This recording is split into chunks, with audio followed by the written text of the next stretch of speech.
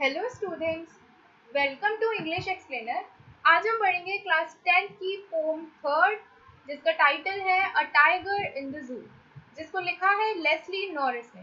तो सबसे पहले इस टाइटल के बारे में बात कर लेते हैं, a tiger in the zoo.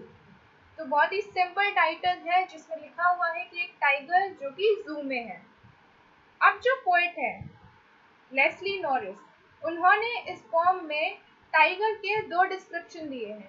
पहला डिस्क्रिप्शन जब टाइगर जू में होता है, दूसरा डिस्क्रिप्शन जब टाइगर जंगल में होता है। चलिए देखते हैं, आप पोएम पढ़ते हैं।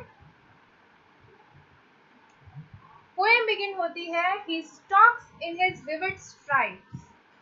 तो पोएट यहाँ क्या बोल रहे हैं कि जो टाइगर है वो स्टॉक्स का मतलब क्या होता है, जो चलता है। तो टाइगर जो है वो चलता है इन हिज विविड स्ट्राइप्स। कैसी स्ट्राइप्स में? Vivid stripes. विविड का मतलब यहाँ कलरफुल स्ट्राइप्स। तो उसकी एक ही सिंगल कलर की स्ट्राइप नहीं है, कलरफुल है, ऑरेंज है, ब्लैक है, इस तरह से। The few steps of his cage. तो ये जो टाइगर है अपनी केज का मतलब जिस चीज में ये इस तरह से बंद है, इसको केज बोलते हैं। इसमें ये जो बंद है, तो क्योंकि ये छोटी सी केज है, इसमें वो ज्यादा चल फिर नहीं सकता। उसके कुछ ही कदम वो चल सकता है, अपने इधर उधर चलता है और वापस रुक जाता है।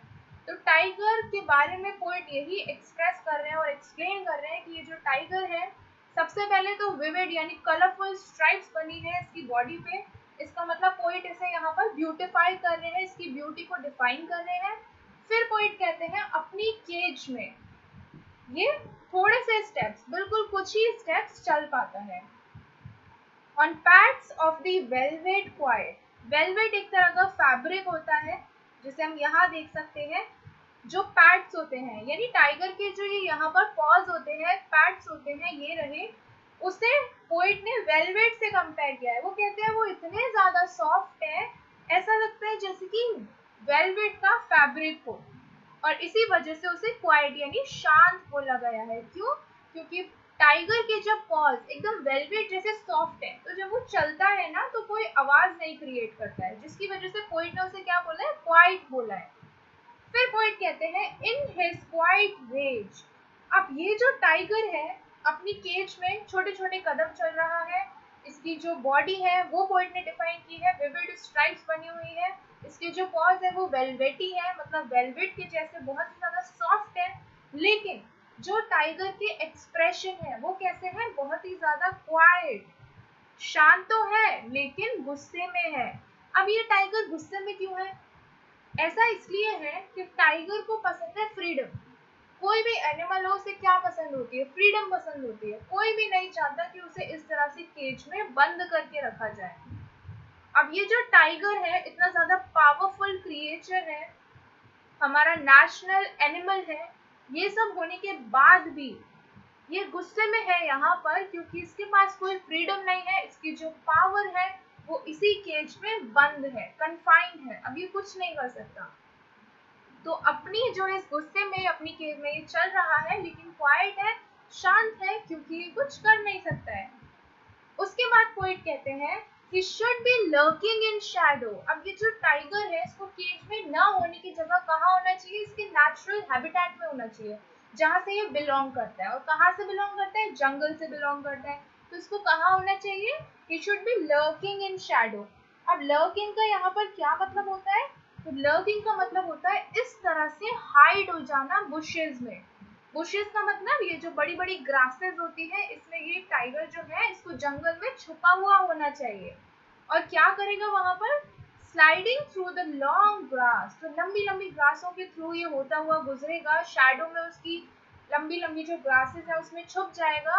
Near the water hole. कहाँ पर? जो वाटर होल मतलब वाटर बॉडीज जो होती हैं, जैसे कि पॉन्ड हो गया जंगल में, इस तरह से उधर वो छुप जाएगा, खुद को घासों में छुपा लेगा। और ऐसा क्यों करता है?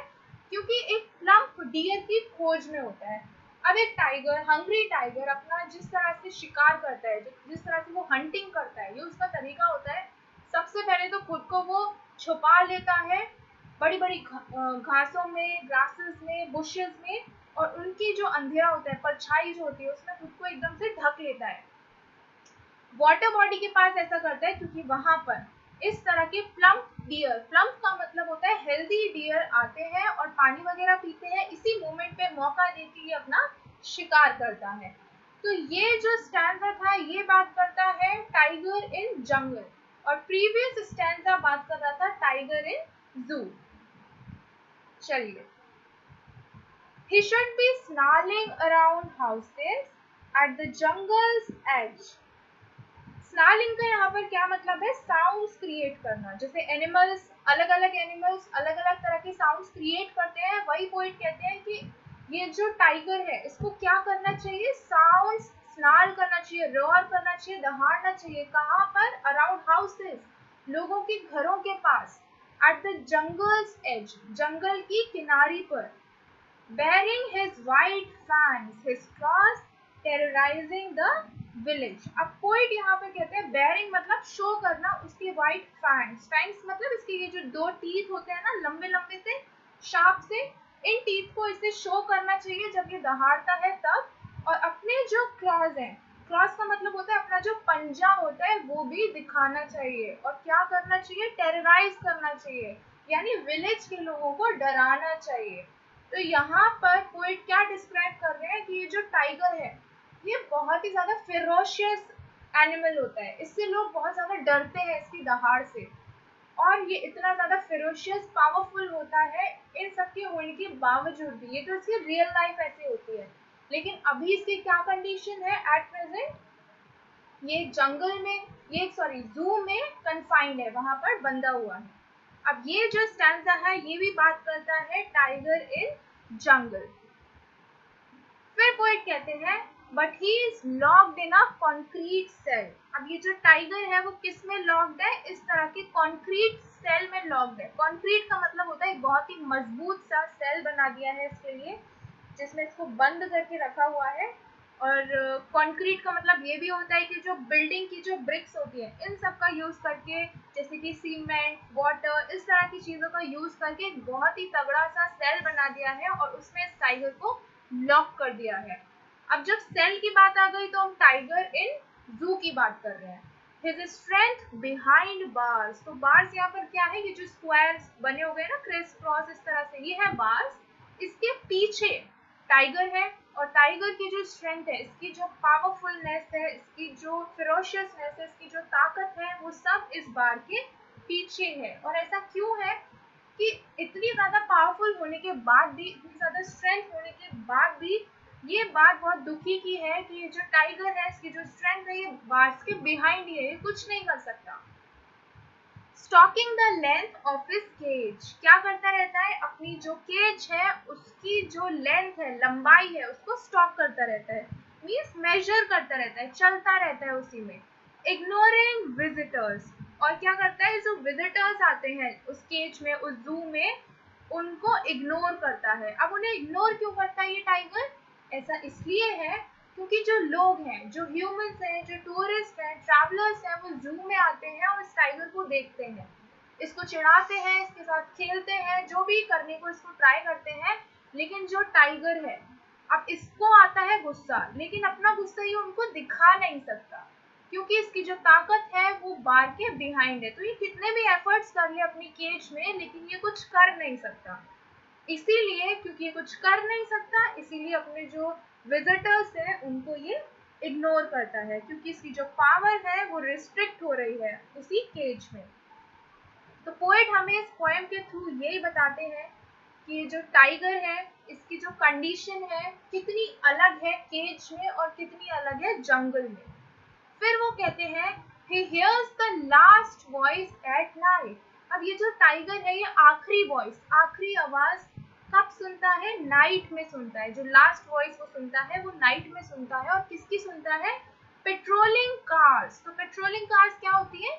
इस तरह की जो पुलिस की गाड़ियां निकलती है ना रात में गार्ड करने के लिए, तो यही होती है पेट्रोलिंग कार्स। इनका जो सायरन बजता है, इनका जो साउंड होता है, यही साउंड होता है जो लास्ट टाइम या रात में सबसे लास्ट तक ये जो टाइगर है वो सुनता है। And stairs with his brilliant eyes. Stairs का मतलब देखता है, किसको देखता है? स्टार्स को देखता है।